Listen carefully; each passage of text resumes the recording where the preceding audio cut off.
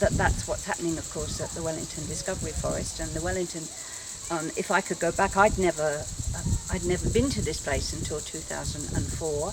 And in 2004, I was one of the people that was very busy working on expanding the Wellington National Park. And at that time, we put another 14,000 hectares into the Wellington National Park as part of the old growth protection policy. And that was part of a regional-wide package of nearly 900,000 hectares of new national parks and reserves. So there was a tremendous amount of forest protection going on at that time. I'd never been here. I knew nothing about this controversy until I heard from Don asking if I would come and visit here so that he could explain what was happening and what he saw as a problem in it being subsumed under a national park regime, which I did, and I was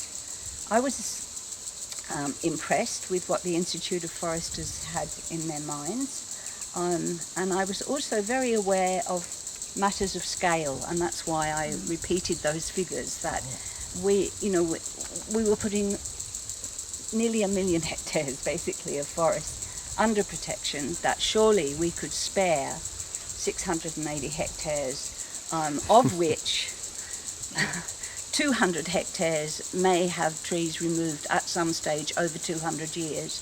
This was not a radical proposal, and that surely we had enough tolerance of understanding different points of view and perspective that we should encourage the Institute of Foresters to continue with their work here.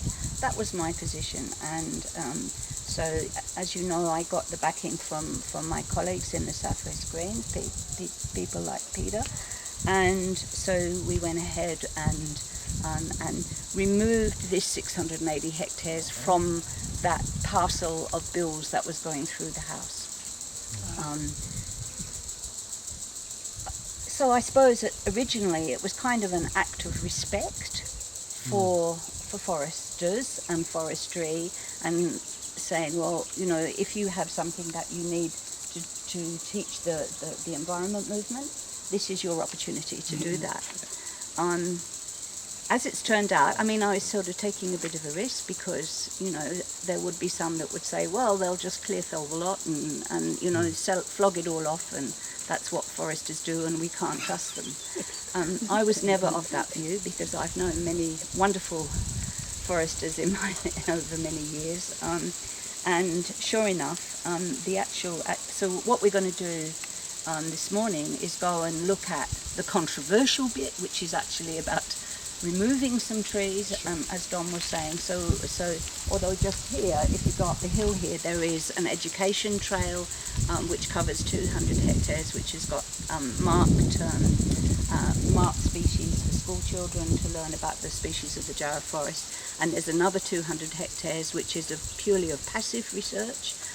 So we're going to go to the controversial bit and see what the foresters are doing there at the moment and what their plan is for the next next century or two. So I think it's very interesting stuff. And the other thing that really influenced my thinking at that time was that I had watched many patches that had been set aside originally under the Forest Act of 1919 as virgin Jarrah. And they were square plots of virgin Jarrah that were spread throughout the Jarrah forest as benchmarks, if you like, for the logging around. And over the 1980s, just about every single one of those was logged, and we lost it. And so it just always struck me that the kind of research that you need to do into how trees behave to disturbance, to climate change and so on, you need a long time and a lot data over a long time to really have the records to be sure of what's going on. And so now we've shifted from those plots to under the current system of management, there's something called Forest Check. Forest Check is very good. There's I can't off the top of my head remember now how many places there are. There's about 50 spots throughout the Jarrah, Karri, Tingle forests where measurements are taken regularly. That's all very, very good, and one is going to go in here too. The only problem with that is that there is no security for that whatsoever. So that, you know, another government can come along and say, we need budget cuts, so the Forest Check program goes.